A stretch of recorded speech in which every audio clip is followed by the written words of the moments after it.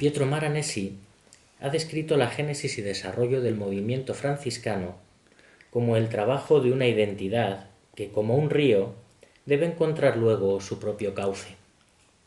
Francisco de Asís y sus seguidores vivieron un proceso por el que una primera intuición se fue convirtiendo en una institución a través de un proceso dialéctico que buscó integrar la diversidad. Según nos cuenta el propio Francisco en su testamento, ese proceso comenzó con un acontecimiento que determinó de forma radical el desarrollo posterior de su vida. Dios mismo le envió al encuentro de los leprosos, con quienes practicó la misericordia. Tras ese encuentro, el joven comerciante renunció a convertirse en caballero y adquirió una nueva identidad, la del hermano Francisco, viviendo como un marginado y un menor de aquella sociedad. Francisco marchó entonces a vivir a la pequeña iglesia medio en ruinas de San Damián, junto a un pobrecillo sacerdote. Allí aprendió a reconocer y abrazar la presencia de Dios en las figuras de la pobreza y de la humildad encarnadas en la cruz y en el seno de una iglesia que es santa, pero también pobre y pecadora. La nueva vida de Francisco atrajo a otras personas, que le pidieron quedarse con él para compartir su intuición cristiana. Francisco jamás había pensado en crear un grupo de seguidores, y acogió la llegada de hermanos con sorpresa y agradecimiento, considerándolos un don de Dios. Él no sabía muy bien qué hacer con aquellos hermanos, pero el Altísimo le reveló que todos ellos debían ser hermanos menores y vivir según la forma del Santo Evangelio, es decir, compartiendo la suerte de los menores de la sociedad en los márgenes de la estructura social, permaneciendo fieles a la Iglesia y anunciando el Evangelio por el mundo. Francisco y sus hermanos pusieron por escrito su proyecto de vida de manera breve y sencilla. Es lo que los autores modernos han llamado la protorregla franciscana, que en 1209 recibió la aprobación oral del Papa Inocencio III. La forma de vida franciscana tuvo un poder de seducción formidable, con un crecimiento numérico excepcional, único en la historia de la Iglesia. Si en 1209 los hermanos menores no superaban la docena, 10 años más tarde eran ya varios miles, dispersos por Europa y por ultramar. No solo constituían un grupo numeroso, sino que gozaban de una gran estima por los frutos que su tarea estaba produciendo. La Iglesia, por su parte, se dio cuenta del potencial que tenían los hermanos menores y comenzó a pedirles nuevas tareas, que les llevaron a apartarse del trabajo manual y la vida itinerante junto a los pobres para centrarse en labores pastorales, que exigían una actividad más intelectual y una vida más estable centrada ya en los conventos.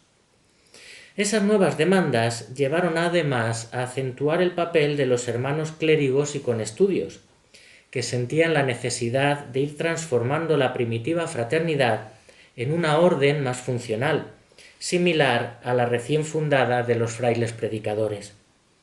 El nuevo modelo de vida y de organización entró en colisión con los partidarios de mantener el ideal primitivo de la fraternidad, que buscaban permanecer en un estilo sencillo y marginal, que compartiera la suerte de los últimos de la sociedad.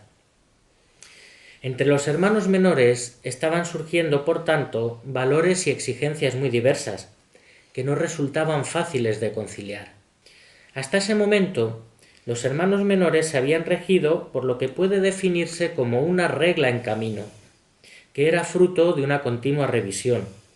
A la breve protorregla de 1209 se le habían ido agregando otras normas que posiblemente se acordaban en los encuentros anuales que tenían los hermanos y que buscaban responder a los nuevos problemas y dificultades que los frailes iban encontrando.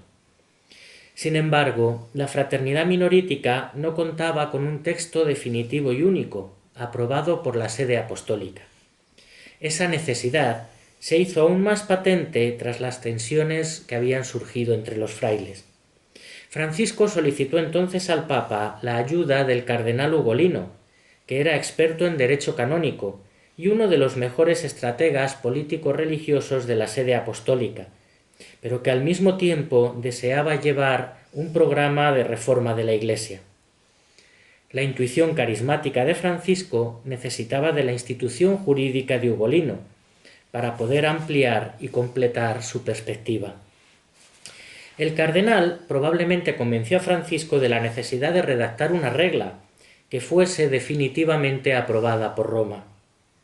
No sabemos muy bien cuándo y en qué circunstancias se redactó esta regla, que fue presentada ante el Capítulo General de 1221.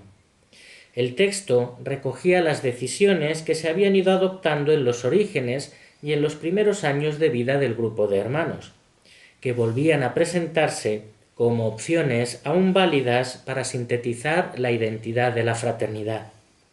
Sin embargo, muchos frailes consideraron que el texto propuesto por Francisco estaba demasiado centrado en los primeros tiempos y experiencias de la fraternidad, y no resultaba adecuado para responder a las nuevas realidades en las que se encontraban insertos los hermanos de la orden.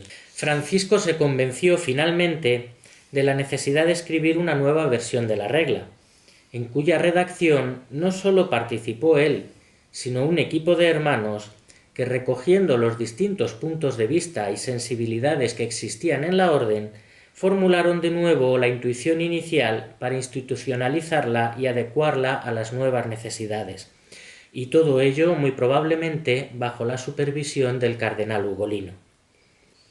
La nueva y definitiva regla de los hermanos menores fue finalmente aprobada por el Papa Honorio III en 1223. Los historiadores modernos se han preguntado si su aprobación supuso la derrota de la forma de vida primitiva de Francisco y sus primeros compañeros frente a una nueva y contrapuesta visión de la vida minorítica, basada en las necesidades que planteaba el trabajo pastoral. Más que de contraposición, resulta más adecuado hablar aquí de convergencia de dos formas complementarias de vivir un mismo espíritu. Por un lado, la de quienes vivían su vocación de hermanos menores como marginados de este mundo, pobres y sometidos a todos. Por otro, la de aquellos que vivían el espíritu minorítico como una labor evangelizadora al servicio de la Iglesia. Para integrar en una misma forma de vida esas sensibilidades tan diversas, fue necesario entablar un diálogo, a veces difícil, entre los principales representantes de los dos modos de entender el espíritu minorítico, Francisco por un lado y el cardenal Ugolino y los frailes letrados por otro. No parece cierto que Francisco cediera ante las presiones de la curia romana, representada por Ugolino, para que prevaleciese una orden clericalizada y centrada en la labor pastoral. Al contrario, fue el mismo Francisco quien buscó el consejo del cardenal, porque pensaba que le ayudaría a entender mejor cuál era la voluntad de Dios sobre los hermanos menores.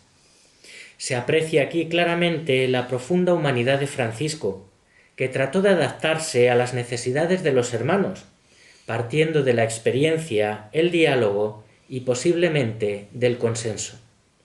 De ese diálogo difícil e incluso a veces quizá doloroso, nació la regla bulada.